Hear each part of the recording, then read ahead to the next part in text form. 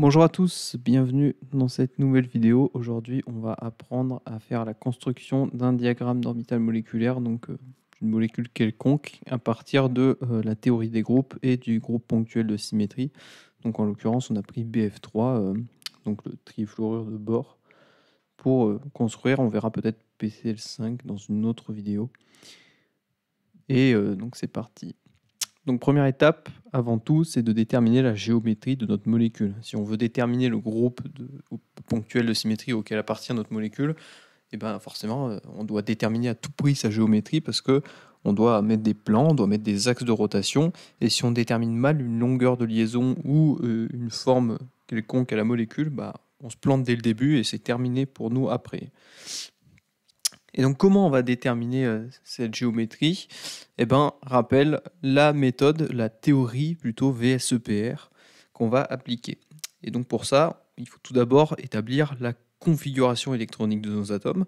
Alors pour le bord, on regarde dans le tableau périodique, on a numéro atomique égal à 5, donc on complète avec nos électrons, sachant qu'il y a autant d'électrons que de protons. Et donc on obtient une configuration 1s2, 2s2, 2p1, en respectant bien sûr nos règles de Hund, exclusion de Pauli, etc. Et pour le bord, on va avoir nos cases quantiques qui vont se remplir. Donc on aura le spin et le spin opposé pour les orbitales S, et pour l'orbital P, comme on a 2P1, on va juste mettre un spin dans un sens. Si on avait eu 2P2 par exemple, on n'aurait pas mis le spin dans l'autre sens, hein. Attention, il faut bien respecter la règle. Donc on remplit chaque spin dans les 3 cases avant de remplir les spins opposés. Donc pour le fluor, on a un numéro atomique qui est égal à 9, donc 1s2, 2s2, 2p5.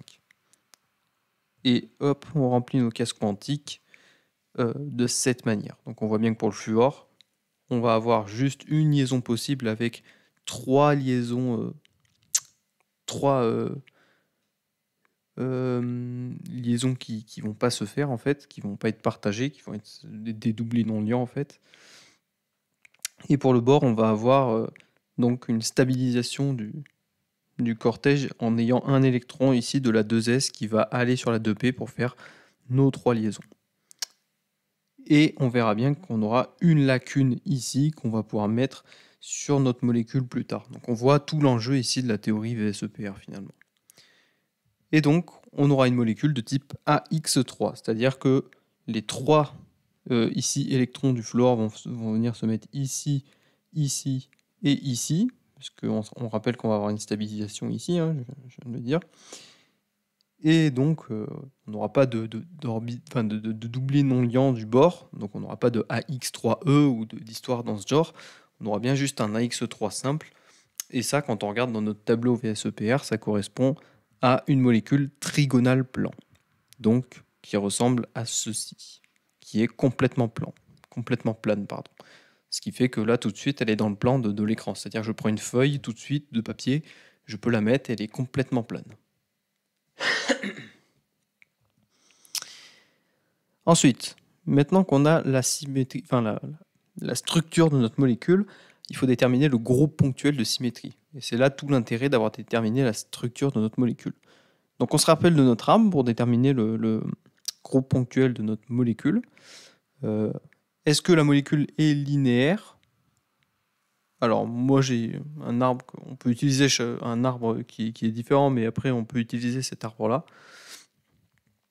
Et donc, quand on prend notre bord, on voit que si je troue ici l'écran, vraiment je prends un crayon, paf, je troue la molécule en deux, eh bien je vais avoir un axe C3, c'est-à-dire que je peux pivoter de cette manière les atomes, c'est-à-dire que cet atome de fluor va venir ici, celui-ci va venir ici, celui-ci va venir ici. Et donc si je tourne dans un axe C3, eh ben je vais avoir aucun changement dans ma molécule, et donc j'ai bien un axe C3. Cependant, j'ai bien un axe C2 ici, c'est-à-dire que si je prends cette droite orange là, et que je fais pivoter comme ça avec mes doigts, et ben comme la molécule est plane, ce fluor va passer par-dessus ici et venir ici, et celui-ci va passer par-dessous et venir ici, comme un hélicoptère en fait. sauf qu'on a 3 hélicoptères différents, et donc 3 axes C2 qui, on le rappelle, sont perpendiculaires à cet axe C3. Et pour finir, on a un plan ici, sigma H, donc qui est horizontal, c'est pour ça qu'on dit qu'il est sigma H, aux atomes, donc il coupe littéralement la molécule en deux, donc il est vraiment perpendiculaire la molécule est plane et il vient couper toute la molécule, tout le long de la molécule, parce que justement elle est plane. Et donc c'est pour ça qu'on a ce plan-là. À noter qu'on a d'autres plans ici, sigma V, mais comme on a un sigma H bien dans notre arbre, on va avoir une molécule qui sera donc ici je vous ai représenté un peu tous les plans en 3D que j'ai pu trouver sur ChemTube. On retrouve bien nos axes. Alors on a des S aussi, des axes de rotation impropres, mais qui ne vont pas intervenir en fait dans notre arbre. Mais si jamais on vous demande de faire les axes de rotation impropres, c'est important de savoir qu'il y a un axe de rotation impropre à ce niveau-là. Et donc on obtient une molécule qui est D3H. Ensuite, maintenant qu'on a notre groupe ponctuel de symétrie et la structure de notre molécule, il va falloir choisir la base de représentation, placer les axes et chercher la table de caractères correspondant au groupe ponctuel de symétrie. C'est-à-dire, alors, qu'est-ce que l'on va prendre comme base de représentation ? Eh bien, il suffit de regarder nos atomes, en fait. Par exemple, ici, pour notre bord, on va prendre les orbitales 2s, 2px, 2py et 2pz. Et pour le fluor, on va prendre 2px, py et pz. Pourquoi ne pas prendre les orbitales 2s du fluor ? Alors, il y a un diagramme que j'essaierai de retrouver au montage, ou du moins de vous le mettre dans la description, qui montre les énergies des différentes orbitales. Et on voit que les orbitales 2s du fluor sont complètement insignifiantes, ce qui fait qu'on peut se permettre de les négliger. Mais à noter que certaines orbitales s ne sont pas négligeables, comme ici, dans certaines molécules, on ne va pas les négliger. Donc on va prendre notre molécule de BF3, donc là je vous l'ai mis en 3D. Donc ici on retrouve bien notre atome de bore et nos 3 atomes de fluor qui sont plus petits. Et donc j'ai essayé de mettre un cube pour mieux avoir des représentations. Et on va placer nos 3 axes X, Y et Z. Comme on a une molécule D3H, on va, pour notre atome central, simplement se munir de la table de caractères du groupe D3H. Ce qu'on va faire maintenant, on va déterminer les opérations de l'atome central et les RI des ligands. C'est-à-dire, pour le bore, c'est mon atome central. Qu'est-ce que je vais faire ?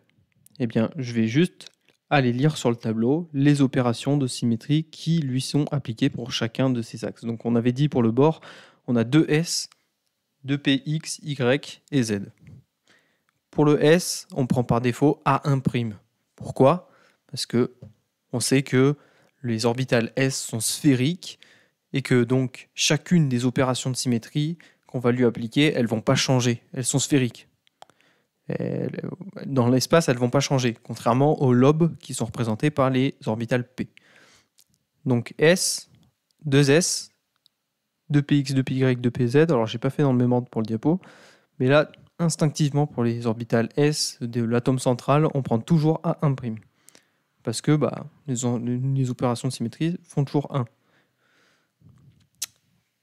Et puis, pour 2px, 2py, eh bien, on lit ici dans le tableau. Voilà, XY, et donc ça correspond à E'. Attention, alors peut-être que je l'ai mis après, et pour Z, on lit aussi dans le tableau, on a Z. Attention, à surtout pas faire l'erreur, c'est qu'ici, on a 2px, 2py, et on a E', et attention à ne surtout pas écrire 2E', parce qu'on a 2px, 2py, puisque E', c'est une orbitale de dimension 2. Donc, on a double dégénérescence, donc on applique seulement une fois E'. D'accord ? Et pour l'orbital 2pz, on va avoir donc notre A2 secondes. Donc au final, pour les opérations sur le bord, si on fait juste la somme, on aura 1' plus E' plus A2 secondes. Et maintenant, on regarde pour les ligands. Donc ici, on a 3 fluors. On a dit alors j'ai mis les orbitales S du fluor. J'aurais pas dû, hein, c'est pour un exemple. Maintenant, on va déterminer les RI. Donc on prend notre molécule, on met les axes, sachant que l'orbitale S du fluor, donc elle est sphérique. Alors je crois que je l'avais représenté. Non. J'ai juste mis les résultats. Mais ici, en fait, à l'image de la sphère qui est représentée pour le fluor ici, l'orbitale, elle est aussi sphérique. Ce qui fait que si j'applique l'identité, ça fait quoi? Eh ben, ça fait 3. Pourquoi ça fait 3? Parce que je prends le chiffre maximal de rotation. Ici, l'axe central, c'était C3. C'était l'axe principal. C'est l'axe le plus élevé. Si j'avais eu un C4, eh ben, C4 aurait été l'axe principal. Et ici, donc, l'identité fait 3. Parce qu'on a C3. Et donc pour 2C3 ici, on va juste regarder le mouvement de notre orbitale S. Si j'applique un axe C3, cette orbitale va venir ici, celle-ci va venir ici, et celle-ci va venir ici. Ce qu'il faut retenir, c'est que si une base, elle ne bouge pas, si une orbitale, pardon, elle ne bouge pas de là où elle était, on va garder en chiffre 1. Si elle est inversée, ce qui n'est pas possible pour une orbitale S comme elle est sphérique, eh ben, ça va être moins 1. Et si l'orbitale a bougé et a fait un mouvement un peu plus complexe, on va mettre 0. Comme ici, cette orbitale S, si j'applique mon axe C3, je la fais tourner, elle va ici, elle aura bougé, elle n'est plus ici, elle est ici. Même si elle a remplacé une autre orbitale, on s'en fiche. Elle est passée de ici à ici. Elle a fait un changement, donc on va mettre 0. Si vous avez compris, et bien maintenant ça devient très simple. Pour l'axe C2, on prend cet axe ici, on fait tourner. Cette orbitale S ici, elle vient ici, et celle-ci vient ici. Cependant, celle-ci, hop, elle n'aura pas bougé. Et comme il y en a une sur les 3 qui ne bouge pas, on va mettre 1. Pour le plan sigma H, donc c'est le plan qui coupe les 3 atomes ici.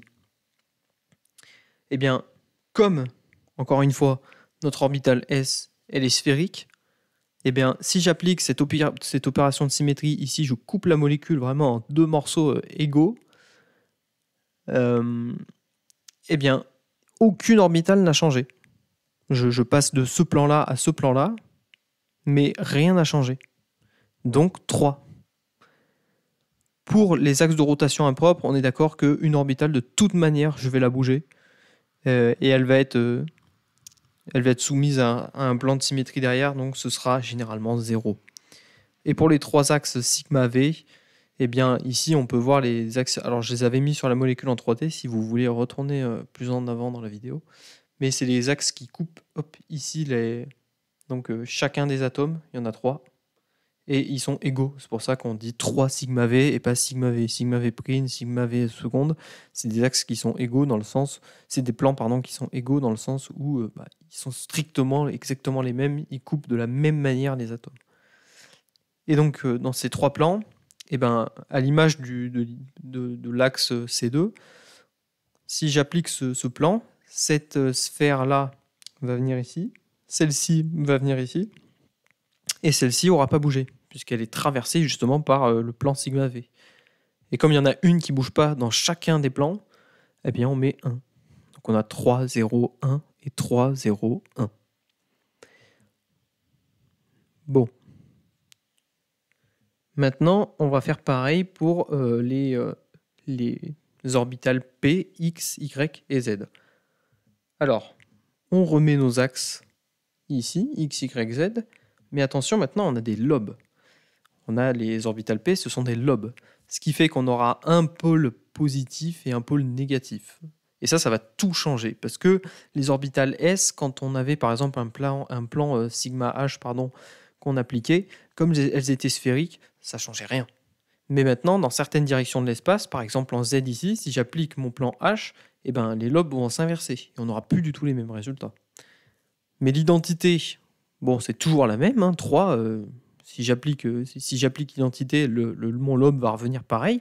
Mais dans tous les cas, n'importe quelle molécule, si j'applique son identité, ça va revenir dans la position initiale. Ça va rien changer. Si j'applique un axe C3 maintenant, donc ici, hop, je troue mon pauvre bord qui va, voilà, et je lui fais subir un axe de rotation C3. Qu'est-ce qui va se passer? Que ce soit une orbitale P ou non, cette orbitale P, elle va venir ici, celle-ci va venir ici, et celle-ci va venir ici. Donc, est-ce que quelque chose va changer? Il va y avoir un changement complexe. Elle ne va pas être inversée, elle ne va pas revenir à sa position initiale, elle va vraiment partir. Comme je vous ai dit, si elle en remplace une autre, on s'en fiche. Ce qui compte, c'est sa position initiale à elle. Elle est chez elle tout de suite. Donc, il y aura un changement complexe. C'est-à-dire, celle-ci va partir là, celle-ci va partir là, celle-ci va partir là. Donc, 0. Maintenant, si j'applique mon axe C2, donc cette orbitale ici va venir ici, celle-ci va venir ici, mais celle-ci, est-ce qu'elle va changer?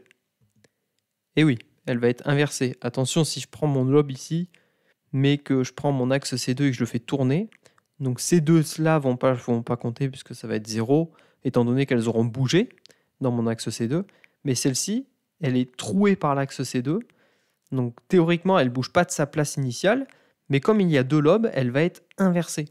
C'est-à-dire que le lobe positif ici va devenir négatif, et le négatif va devenir positif. Si vous voulez, le orange et le rouge vont s'inverser dans cet axe-là, par exemple. Vous voyez? C'est-à-dire que ici, ces orbitales-là vont s'inverser, comme ça, mais celle-ci, comme elle est trouée par l'axe C2, elle ne va pas changer sa position initiale, elle ne va pas changer de maison, mais les lobes vont s'inverser. Donc ça va être moins 1 pour chacun des axes, bien sûr. Il y a 3C2, donc c'est moins 1 pour chacun. Pour l'axe sigma H, vous voyez, ici on a l'axe X, et donc qui est dans le même sens que le plan finalement, ce qui fait que rien ne va changer en fait. Puisque en fait, imaginez que le plan sigma H, comme ça, il coupe aussi les lobes en deux parties égales. Donc si j'applique la symétrie, les lobes restent bien à leur place en fait. Les axes de rotation impropres, bien sûr, rien ne va rester à sa place. Et pour les sigma V, donc là, imaginez un plan qui passe ici, là, pile au milieu de la finesse des lobes en fait, et qui coupe en deux.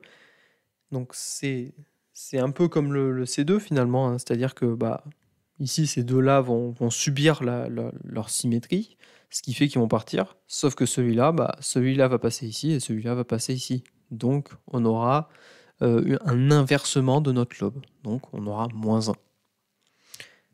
Bon, en espérant que maintenant ce soit un peu plus clair, donc on va faire la même chose, mais maintenant avec nos lobes qui sont orientés selon l'axe Y.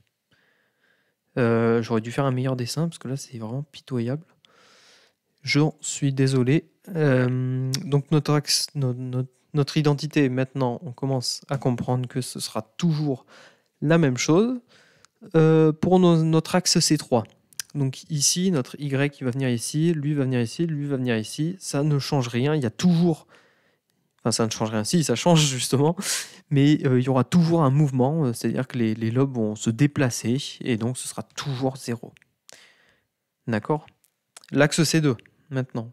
Donc, toujours selon l'axe Y. Donc ici, qui traverse nos lobes. Alors là, j'ai vraiment très mal représenté, j'aurais dû mieux le faire. Mais imaginez qu'il passe vraiment dans le lobe ici, mais dans cet axe-là. Donc lui va venir ici, lui va venir ici, et lui, comme il est traversé ici par l'axe XY, mais je l'ai très mal représenté, j'aurais dû le représenter plutôt comme ça, en fait il va pas changer. C'est-à-dire qu'il pivote, l'axe passe ici, et l'axe pivote comme ça, donc les lobes vont pivoter sur eux-mêmes quasiment, enfin quasiment, et donc rien ne va changer, donc on aura un 1 en fait. L'axe sigma H, je le coupe ici, en fait comme les axes XY font partie de quelque chose un plan en fait, forment un plan, eh bien ça ne va pas changer non plus. On aura toujours nos trois lobes ici qui sont coupés chacun ici. Les S3, on commence à comprendre de la même manière que les axes de rotation impropres, il y aura toujours un changement. Et pour nos 3 sigma v, on va bien avoir un plan qui coupe comme ça notre lobe en deux. Et ces deux lobes vont changer donc quand on appliquera notre symétrie, et celui-là ne va pas changer, donc on aura 1, comme pour les orbitales S finalement. Et maintenant on fait pareil pour Z. Donc on a notre lobe cette fois-ci orienté selon Z, cette fois-ci un petit peu mieux, en tout cas un petit peu mieux à visualiser, à comprendre. Donc pour notre E, on aura toujours 3. Pour nos axes C3, c'est-à-dire que je prends ici mon axe C3, celui-ci vient ici, celui-ci vient ici, celui-ci vient ici, on aura un changement de chacune de nos orbitales, donc ça fait 0. Pour nos axes C2, donc ici, hop, on fait passer un axe C2, celui-ci vient ici, celui-ci vient ici, donc ces deux-là ont changé, ça fait 0, sauf que ce dernier lobe ici est traversé par l'axe C2, donc si je fais pivoter l'axe C2 comme ça, eh bien ce lobe vient ici, ce lobe vient ici. On aura quoi? On aura un inversement, et donc on aura -1. Pour donc chacun des C2 qu'on peut appliquer, c'est-à-dire ici, ici et ici. En fait, il faut bien comprendre que dans les 3 C2, on applique chacun des C2. Et dans chacun des C2, il y a un des lobes qui est inversé et les autres, c'est 0. Donc ça fait -1. En fait, ici tout ce qu'on fait, c'est pour s'affranchir des opérations de traces de matrice, finalement. Le sigma h. Donc ici, on fait couper le sigma h. Il faut bien imaginer qu'on a des lobes ici et ici. Et chacun des lobes est coupé ici, là. Sauf que si on applique donc sigma h en symétrie, ben celui-ci va venir ici, celui-ci va venir ici. Mais dans chacun des lobes ici, eh ben celui-ci va venir ici, celui-ci va venir ici, celui-ci va venir ici, celui-ci va venir ici. Vous voyez? En fait, cette opération-là, elle va se passer pour chacun des lobes. Parce qu'ils vont tous être coupés ici. Ce qui fait que chacun d'entre eux va être inversé. Ici, pour notre axe de rotation impropre, on aura toujours 0, ça ne va pas changer. Et pour nos sigma v, eh bien ici, on va couper ici.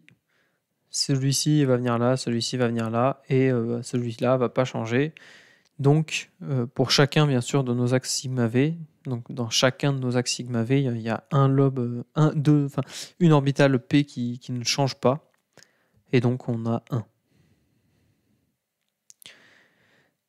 Maintenant, on va chercher une solution évidente à nos RI, ou alors le calculer la solution, mais vous verrez que c'est pas très... alors c'est trivial, entre guillemets, hein, c'est-à-dire que je me comprends bien, c'est assez long à calculer, mais ça se fait, quoi. Si vraiment vous êtes en panique et que vous n'avez pas de solution. Donc pour notre fluor, on a nos 4 tableaux ici. Donc on va se munir de notre table de caractères, et on va chercher dans notre table de caractères une solution évidente pour chacun des RI, donc RS, RPX, RPY et RPZ. C'est-à-dire, ici, on a 3, 0, 1, 3, 0, 1 pour notre orbital S. Qu'est-ce qui fait en addition ou en soustraction, qu'est-ce qui fait, je reformule, qu'est-ce qui fait dans le tableau quand on additionne comme opération de symétrie qui fasse 3, 0, 1, 3, 0, 1. Eh bien, on repère que si on ajoute A1' et E', ça fait bien 3, moins 1 plus 1, 0, 0 plus 1, 1, 2 plus 1, 3, moins 1 plus 1, 0, 0 plus 1, 1. On a bien 3, 0, 1, 3, 0, 1. Donc, pour RS, on a 1, 1' plus E'. Pour RPX, maintenant, 3, 0, moins 1, 3, 0, moins 1. Qu'est-ce qui fait 3, 0, moins 1, 3, 0, moins '1 ici? Eh bien, c'est A2' plus E'. 3, 0, moins 1, 3, 0, moins 1. Donc, c'est A2' plus E'. Pour RPY, 3, 0, 1, 3, 0, 1. Donc, on a déjà une solution juste avant, finalement.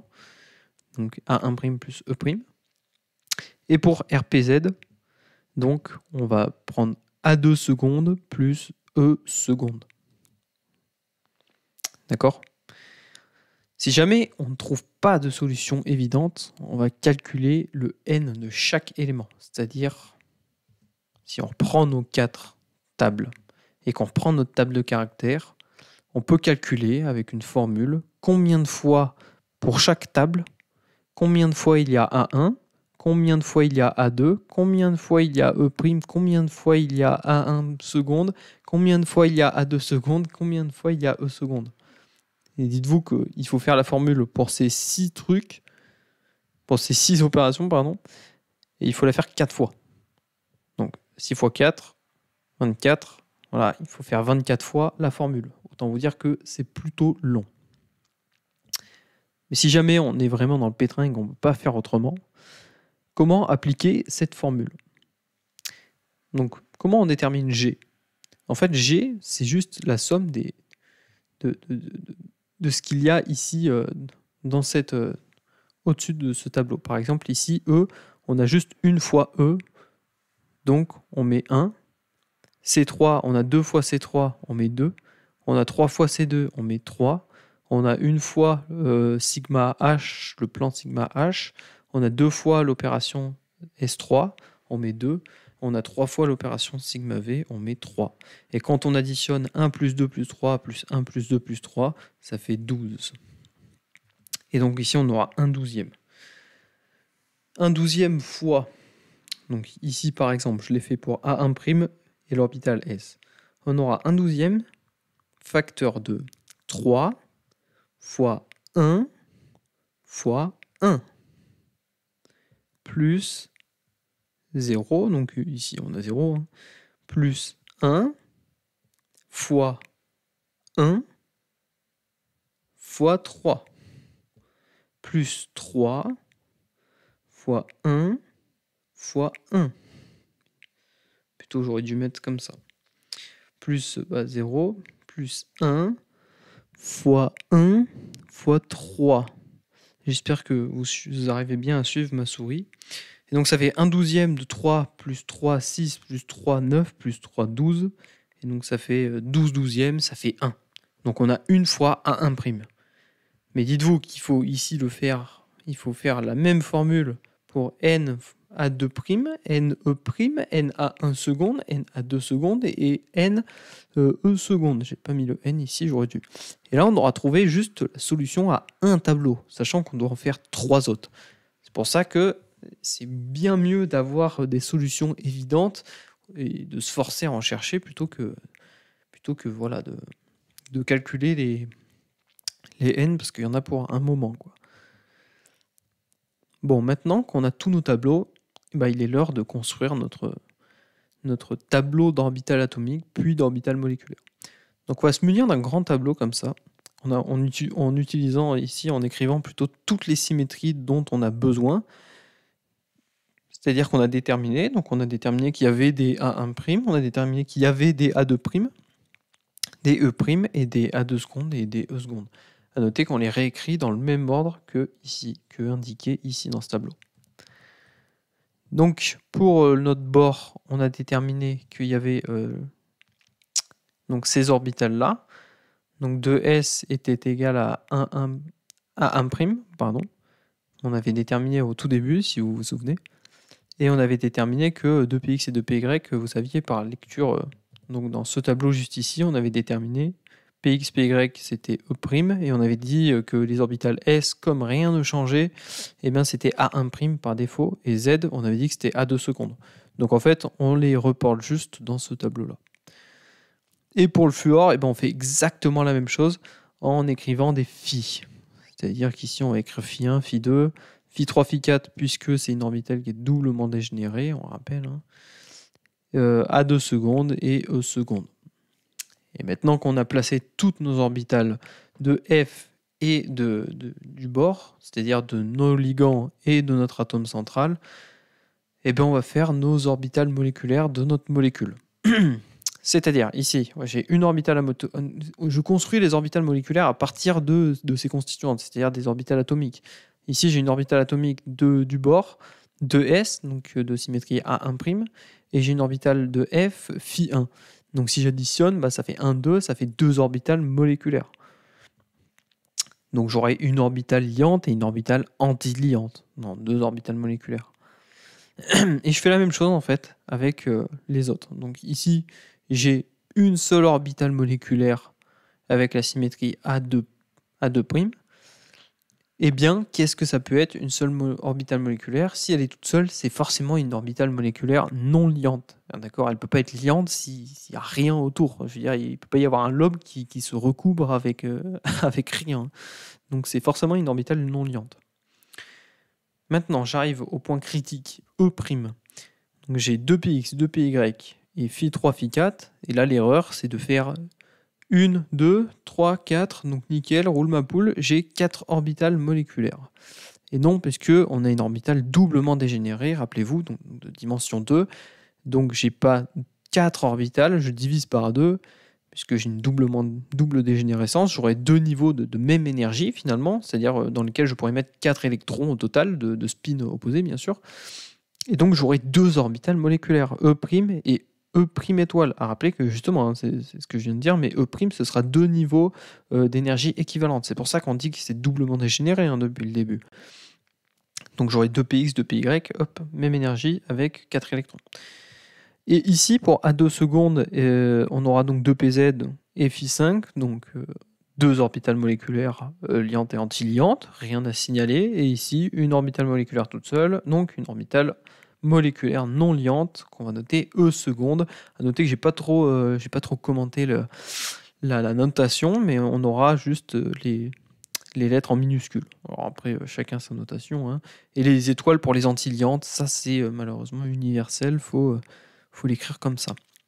Et maintenant qu'on a toutes nos orbitales moléculaires, on va pouvoir construire notre diagramme d'orbitales moléculaires.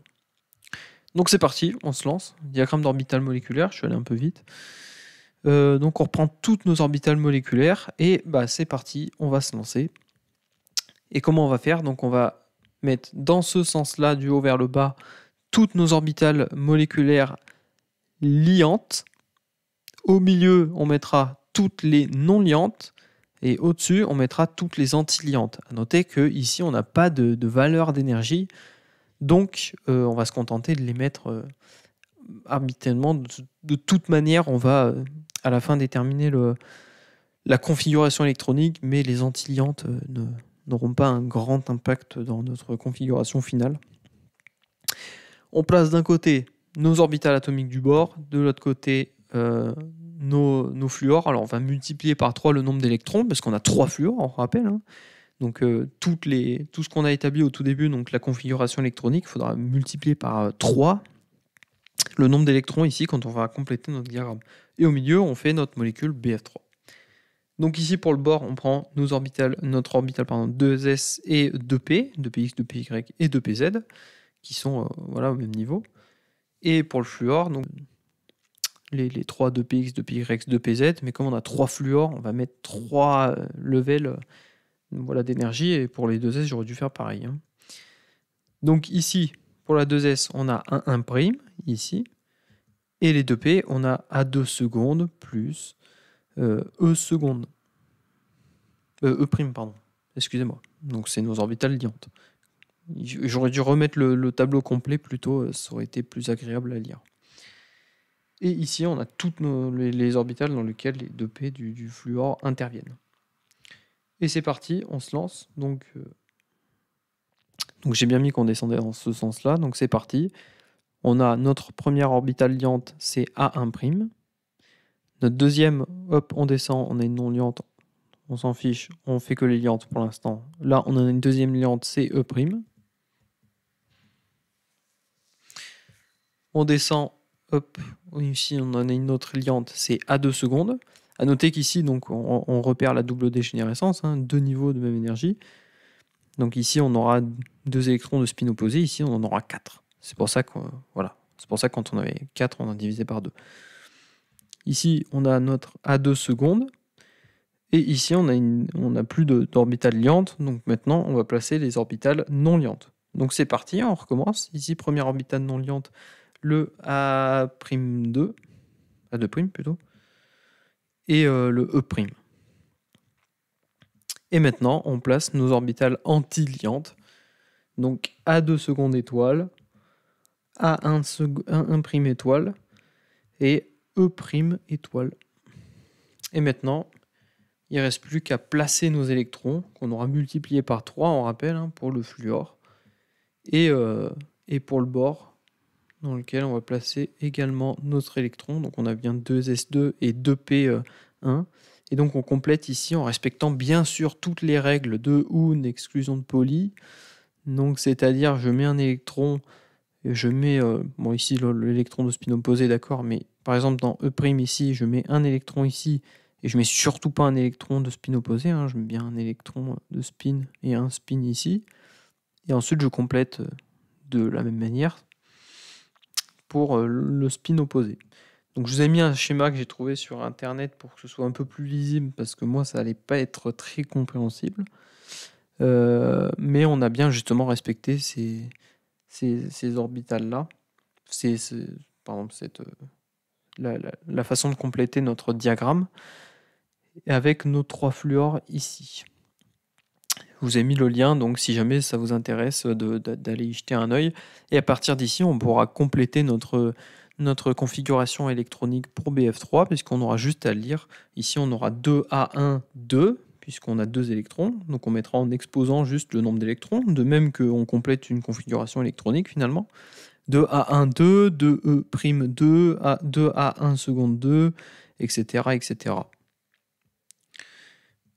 Voilà, je vous remercie d'avoir regardé cette petite vidéo. J'espère que ça vous aura aidé surtout.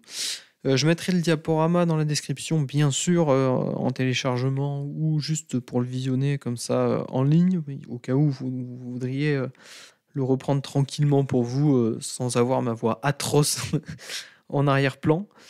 Il n'y a aucun problème. Et je vous dis à très vite. Si vous avez des questions, n'hésitez surtout pas à les publier. Au revoir.